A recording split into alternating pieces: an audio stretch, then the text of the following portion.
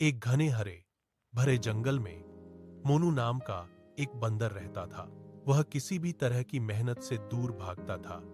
दिन भर आराम करना ही पसंद करता था।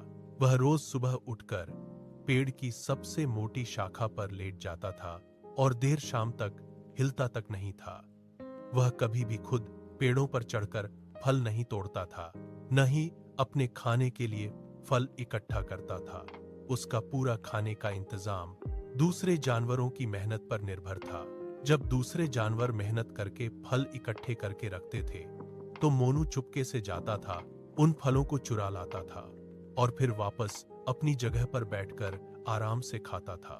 एक बार एक जानवर के बच्चे ने उसे चुराते देख लिया और उसने सभी जानवरों को बुलाकर मोनू का पीछा किया। मोनू तेजी से भागकर सबसे ऊंची शाखा पर चढ़ गया। पीछा छुड़ाने के बाद वह अगले दिन फिर वही काम करने लगा। वह कभी भी अपनी आदत नहीं बदलता था और हमेशा दूसरों की मेहनत का फल खाता रहता था। एक दिन जंगल में अचानक तेज बारिश शुरू हो गई, जो लगातार 3 दिन तक नहीं रुकी। जंगल के सभी निचले इलाके पानी से भर गए। निचली शाखाएं भी पानी में डूब गईं। मोनू ने बाहर निकलकर फल ढूंढने की कोशिश की, लेकिन पानी में कदम रखते ही वह फिसल गया।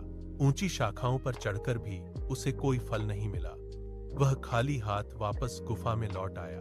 सभी जानवरों ने बारिश से पहले ही अपने खाने का इंतजाम कर लिया था, लेकिन मोनू के पास एक भी फल इकट्ठा नहीं था। वह गुफा के कोने में भूखा बैठा रहा। बाहर निकलने का कोई रास्ता भी नहीं था। इसी समय मोनू को अपनी पिछली गलती पूरी तरह समझ आ गई। बारिश बंद होने के अगले दिन से मोनू ने खुद काम करना शुरू कर दिया।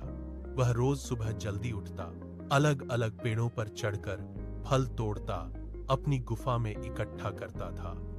थकने पर भी काम नहीं रोकता था।